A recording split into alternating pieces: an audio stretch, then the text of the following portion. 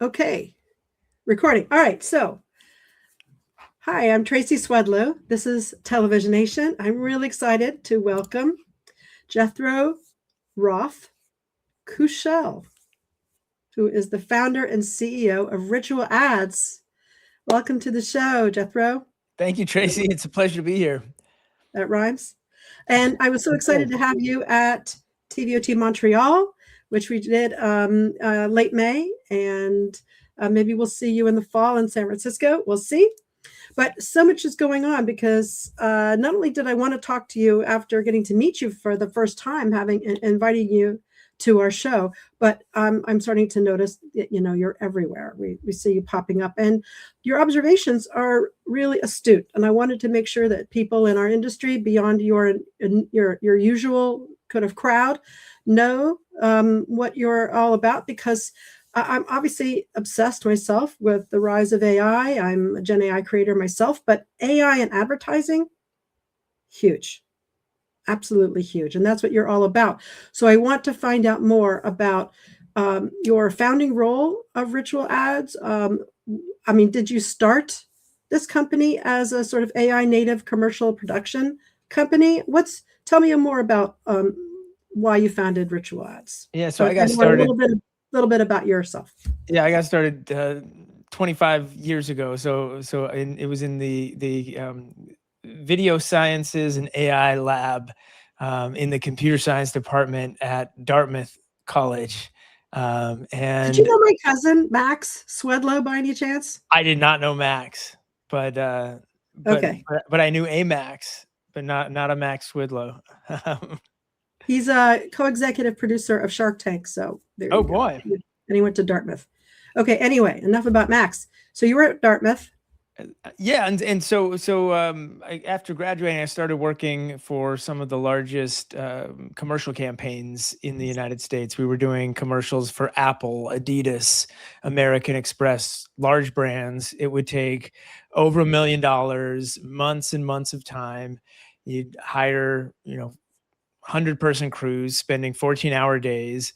You'd get to the end of that whole process of finding the locations and the just that whole process. You send it all out for post-production, and then you'd finally get it for television. You'd send it out to TV, and then you'd wait and see, that process, right? And sometimes the stars would align and everything would work out, but more often than not, industry-wide, we're talking a 40% success rate, which means more often than not, they're failing to achieve their marketing objectives. And to me, that was just crazy that you could invest that much into an individual project just to have a tank. And I couldn't for the life of me figure out how we could apply technology and code our way out of it. And so it was frustrating. Although what I did learn in that process was how to make a mean cappuccino to keep the crew caffeinated while they spent long sleepless nights away from their families. And the reality is, since then, nothing's fundamentally changed. This year at the Super Bowl, $8 million on average. Success rates have plummeted. And so a few years back, I started to see that the technology had finally caught up. And so we launched Ritual Ads. It's an AI native, looks and feels like one of these AI native studios. And then we also have a good deal of technology behind it that we're creating as well.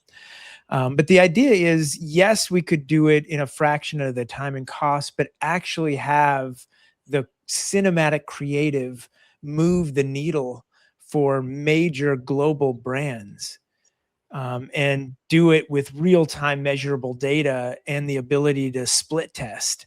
So all of those stars aligning for me were what was really inspiring to be able to launch Ritual Ads. So the name behind Ritual Ads goes back to Dartmouth again. I also studied religious studies. So how does religion relate to cinematic commercials? So it turns out across cultures, across times, stories have imbued meaning. And systematic stories that are repeated are how humans have really perpetuated meaning across time. So what if we could apply that to storytelling for brands, brand storytelling, and do it in a way that not only helps their customers start with them, but also stick and stay over the course of their lifetimes. To me, that's really exciting to be able to have and create cinematic creative that moves the needle from a brand standpoint, but also at the same time, from a performance standpoint, goes from a 40% success rate to a 95% success rate to really help move people and call them to action. So that's why we founded Ritual Ads. And we have the team, the taste, the tech, and the talent to really create, custom enterprise pipelines to be able to deliver this kind of cinematic creative and do it systematically, do it consistently, and do it at scale. Well, I want to go into those specifics for a moment, but just I wanted to reflect on this concept of ritual, just for my own intellectual curiosity, because in graduate school, I studied performance studies and graduate directing and all kinds of things. And we were reading an author called Mircea Eliade, and he was interested, in the idea of ritual, that it's not just repetition, but it's the recreation of the past or recreation of something that then you sort of suspend disbelief and you feel like it's happening at that moment. And that's what brings it into your life, and you embody it. You eat the cracker, or the wafer. You have the symbols like the lamb's shank, during Seder. There, you take on the foods, but it's as if it's all being created, as if it were real and happening at that moment, which I think is fascinating. I don't know if that's was your part of your thought process, but I think that is the power of rituals. Yeah, and that's exactly it. I mean, you're taking me back to my days at Dartmouth studying Iliad. I remember exactly what you're talking about. Okay, cool. And it is really exciting because it also it augments this concept, in cinematic creative, even in the traditional production process. There is this suspension of disbelief, and it's always been that way. And the entire industry of creative output has always been around the technology. So we have grips and electrics and gaffers that are all set up to really help get the light onto the celluloid, so that when those 24 frames are running, there's enough light there to be able to see something. And then when we see it, we suspend disbelief. So the entire process is based on the suspension of disbelief. So I think that's really interesting when we start to look at AI generated creative. And let me be clear, I'm talking about AI generations that are driven by a human creative. So these diffusion models that leverage AI to create the images, but are really driven by human creatives. This is the same process that we've always been doing since the advent of cinema, which is that we're using technology to suspend disbelief and create cinematic experiences in the minds of the audiences. So this argument that AI is somehow that it's more synthetic. Yes, it's synthetic, but the entirety of the industry is synthetic in some sense. So it's not new in that Dream way. factory, right? The dream factory. Yeah, that's exactly right. Well, I actually was speaking to a friend of mine and saying, because she doesn't really like AI. She calls it fake and, like you said, synthetic. And I said, but, it's kind of like the moment when we went from still animation and hand painted animation and stills and what did they call those transparency sheets, to computers, right? When we use CGI to develop animation and things like this, it's sort of that huge leap. Does this mean that you're rejecting Toy Story and a lot of the Disney animation going out today? It's sort of like we've taken that leap again. And I'm wondering if people at some point will realize it's part of that legacy, that development of animation and storytelling and screen realization. Yeah, absolutely. And it doesn't take humans out of the process from what we're seeing. And my thesis is that a human creative will always help create content that's a step above completely computer generated content. But it really does empower human creatives to go from an idea in your head to a version that you can at least watch and share with others within a matter of weeks, days, hours, or even minutes in a way that the traditional process doesn't afford. So let's get to specifics. Actually, I'm kind of curious what you mean by an AI native studio, because obviously people are still involved. I'm curious. Are you working with 4D volumetric technology to capture objects and people and things like that? Or what is an AI native studio to create a commercial today? So an AI native studio, in our case, we have a roster of the world's leading talent in cinematic AI generation. So that means a lot of us come from traditional backgrounds. Myself, 25 years ago in the traditional production process. And then I found myself as the youngest board member elected to the Producers Guild of America, which represents 8,700 producers, film, TV, commercial content, and others. And in that role, I started to realize that I wasn't alone in terms of the frustration with the standard production process. The other directors on our roster also come from traditional backgrounds, but have really embraced this new paradigm.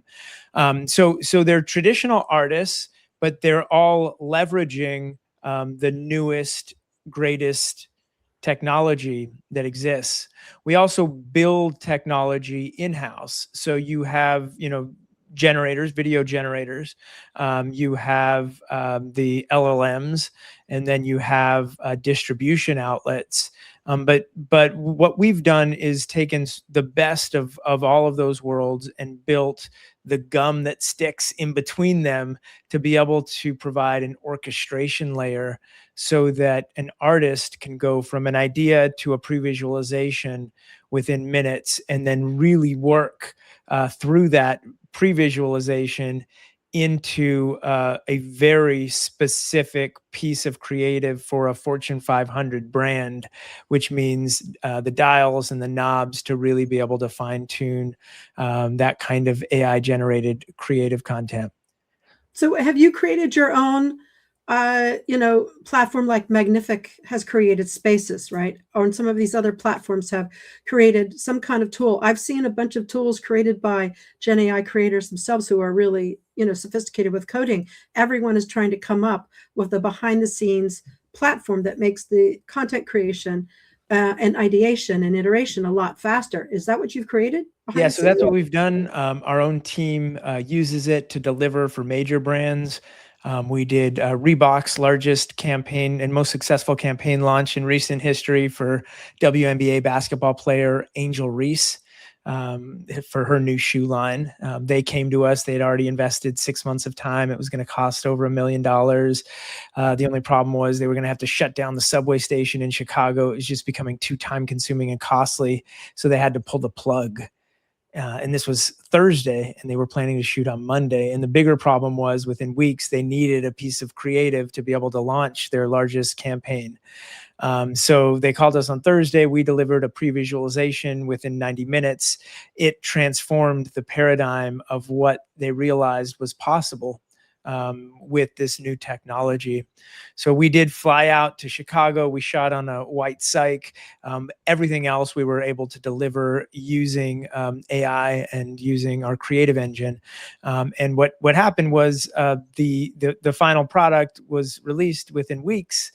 It sold out. The shoes themselves sold out within hours in a way that they've never experienced in recent history, and so it transformed the realm of possible for Reebok, the shoe company, to be able to really emerge into a major player role in the new shoe universe, which was really exciting. And then on the heels of that, we did the same thing for Martha Stewart was launching her skincare line with Shopify. Same overall dynamics. It was a hybrid shoot. We did performance capture, but then the rest was AI generated worlds.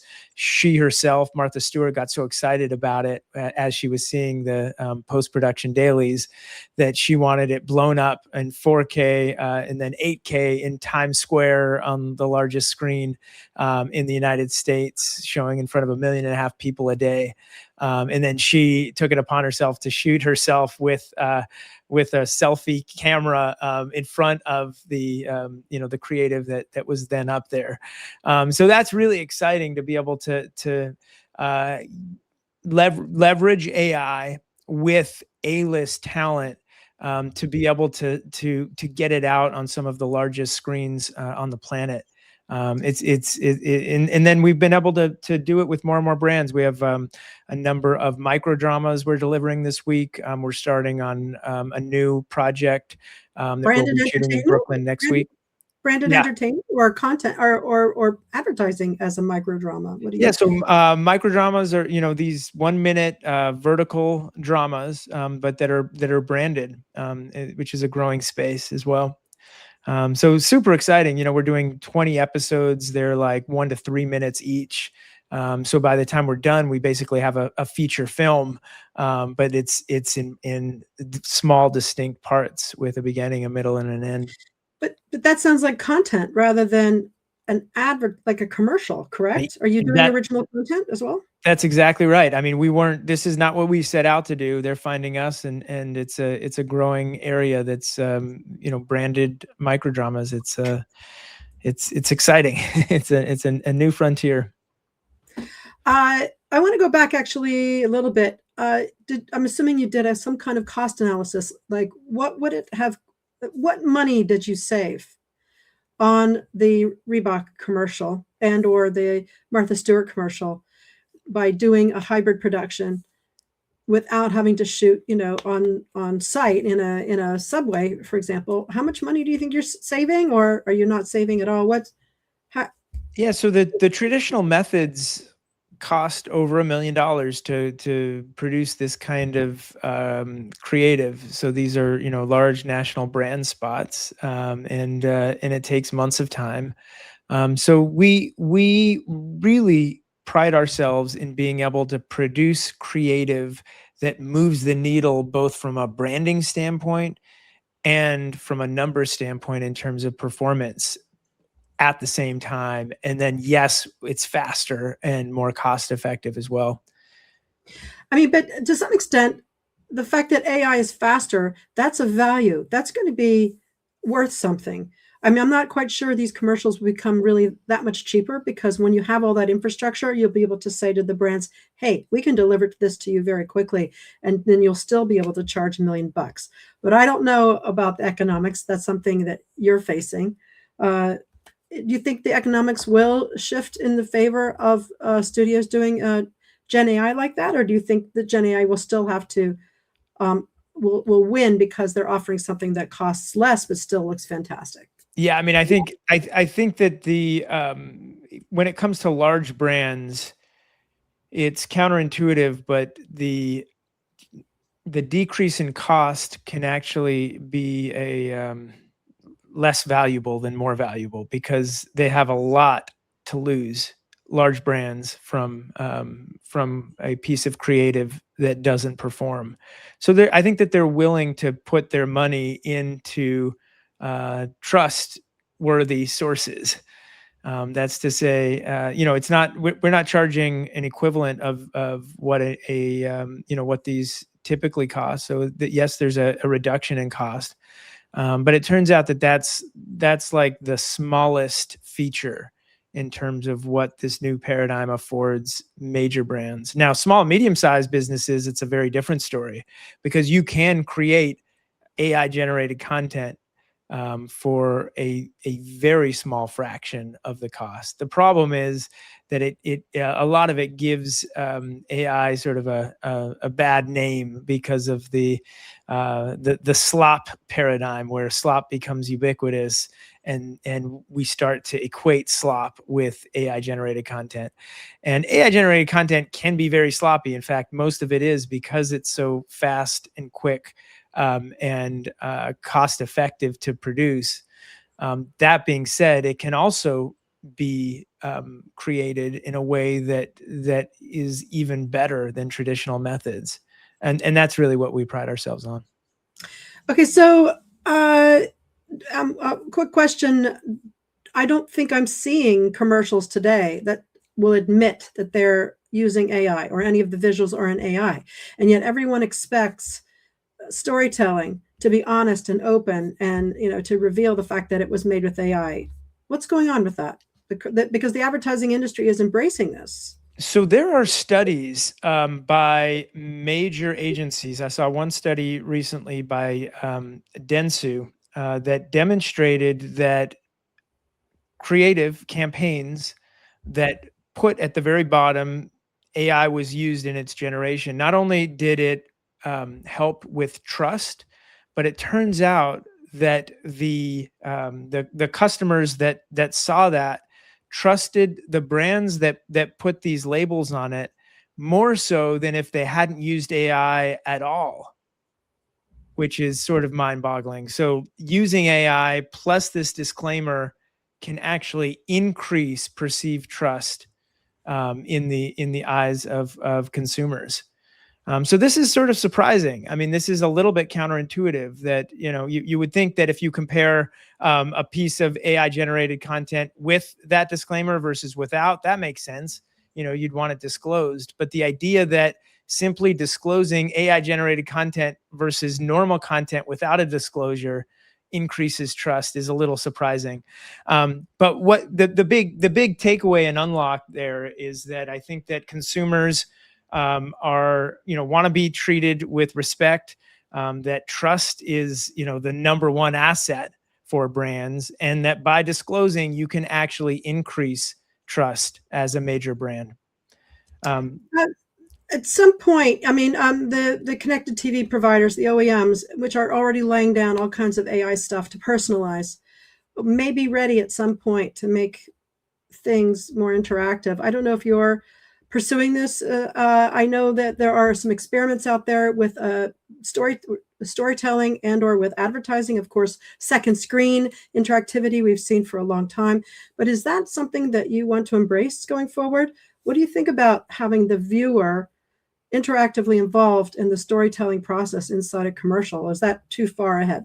Yeah, absolutely. I think it's, far ahead, but that's the world that you and I are playing in. So it's exciting. That's an exciting new terrain. I will say to your earlier point, I just coming back from Cannes Lions, it's very clear. Every conversation is infused by questions about AI, and everyone pretty much that I spoke to, there was no question that at some point an AI generated campaign will earn a lion, which but then again, you look at the actual campaigns that are winning, and it's a year or two behind. So I think that slowly with time, it will become the new norm, no question about that.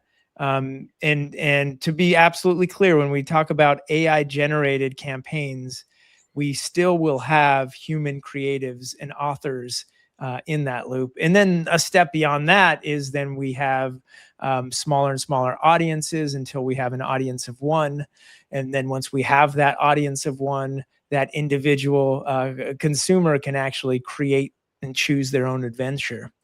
So I think you're absolutely right. And that's the trajectory that we're on. I think it's still years out, but the technology is here today. So you said that you have a really professional, talented people in your studio.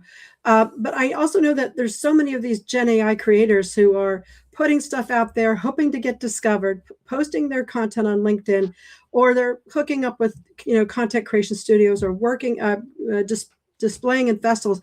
How are you coming across creators that you would like to bring in, and are the creators interested in working in the commercials space, or is there a tension between the storytellers and people who want to make, you know, good money telling stories as a form of advertising. Yeah, I think it's a great question, and it's been since I entered the industry back 25 years ago. It's always been the case that at a number of these large, um, some of the largest commercial production houses have these rosters of creatives, and typically they're also the top talent when it comes to independent films or studio blockbusters. They're one and the same. It turns out. I've always thought that there needs to be there are slightly different tool sets and strategies that work with brands that may work a little bit differently, especially for longer form content. But at its core, cinematic creative is cinematic creative, and a story is a story is a story. So all of that's to say, a lot of these creatives and creators are able to perform, whether it's a 30-second or 50-second spot for as a national campaign, whether it's social media or whether it's an hour and a half feature film or television, multi-episodic television. Same process, different formats. And so, yeah, a lot of our creators have come to us either proactively or we've sought them out. We did a worldwide search and sought out some of the top talent that we could find that were embracing this technology early, both from a tech standpoint, but also from an elevated creativity and taste standpoint. So we really look for taste. We believe that taste is the new differentiator. Define that. I hear you mention that a lot. That's your thing. But define what you mean by taste. What I mean by taste is a curator, someone who's able to look at 500 pieces of creative and choose the one that will make a meaningful and measurable impact for a very specific audience. And that takes taste. It takes the interpretation of creative and the understanding of what will resonate and for who it will resonate. I was watching a program on YouTube this morning where they show different AI films and advertisements, and we get to vote on them, Gen AI things. And a lot of these things are full of violence and things I've seen before and kind of cartoonish. But one stood out, and if I could bring that one up, it was by a guy named Simon Meyer. I don't know if you've heard of him. And he did something where he was able to communicate something meaningful for a particular, group of people. It had meaning towards human beings. It wasn't about violence. There was something special to that. And I find that this is rare. It's definitely rare. And I felt this person had taste, if you want to define it like that. That's beautiful. I think that's a good articulation of what taste is and can be in its best form. I think that the heart. It reached the heart. It had traction. It wasn't just a display of skills. Right. You know what I mean? And that's the big question mark with AI is how do you get from one human heart to another? And that really is it takes taste and it takes talent. And that's the important part of having a human in the loop, so that you can take a story that will communicate through all of these medium and modalities to be able to really pierce someone else's heart on the other end and move them to action or to thinking or to opening their heart even more. One more creator I'll plug because I really love her. Her name is Rosalia Cardopoulos, and she does these creatures with big, huge balloon faces. And her skills are incredible. Her voice. I've seen it. I love creatures with balloon faces. But she's unique. Trust me.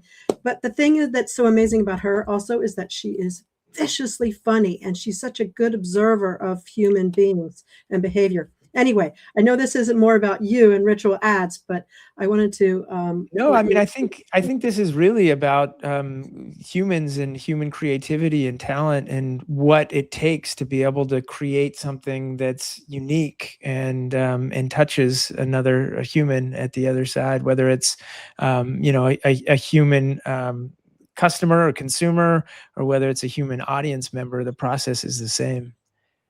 So I want to ask you sort of lightning round questions because we've been on a while now, and I'm kind of curious the creators that you're following or why you think they're special, or a creator. Yeah, so we have Shaw. This guy is unbelievable on our roster. He's working on a number of the micro dramas that we're doing, and he just completed a commercial for a company called Minty. Super talented. Always has a very unique and creative outlook that he brings to each and every project, and a certain high level of taste that comes to bear as well. Do you think there's a brand right now that should be using AI that is not, and you're surprised that they're not embracing it? I would say every brand. There are, Coca-Cola was among the first to the mix. I've had some great conversations with Coca-Cola this year at Cannes Lions, but even there's room to embrace AI, especially from a strategy standpoint, in terms of new and innovative ways. But every brand down the row, there's always a new frontier, because the big unlock here is that you can create anything you can envision. And if you can do that, and you can do that at scale, and you can do it more cost effectively and quicker, and you can do it in a way that moves the needle for brands, both from a branding standpoint and a performance standpoint, the sky's the limit in terms of both the quality and quantity. And to your point, how can we engage the end customers in building their own adventures out in this new world? So there is just so many possibilities, that there's always more to be done in this space. Do you think we're going to migrate like maybe you're doing through to a micro drama advertising soap opera? Will a 30-second spot exist in 2030? In 2030, I don't know what's going to happen in 2027, let alone 2030. What I do know is that stories, the ancient power of storytelling will remain the lead, the king and queen in this whatever universe exists in 2030. Okay. Well, thank you so much, Jethro. We'll get back to you on that prediction and see what happens. See if we're still telling stories in a few years. Thank you so much. Thank you, For Tracy, and sharing thank your you for your insight. leadership in the future of television. Has really been extraordinary. And very Thank you. excited to live the next 5 years with you. Thank you. I'm working hard. Let's make it exciting, emotional, meaningful, and interactive, Let's do it. and agentic. Okay. I'm Tracy Swedlow. This is Televisionation. You can check out Jethro Rothe-Kushel's website, Ritual Ads, and see incredible pieces to review. And stay tuned for, I guess, the microdramas. When are they coming out? What's the date? They'll be out next month. Okay. On your site, or just on the YouTube channel, or where can we find them? Yeah, we'll put the source out on our across our social channels and on our website as well. All right. Thank you so much. Thank you, Tracy. We're signing off. Wait, there it is.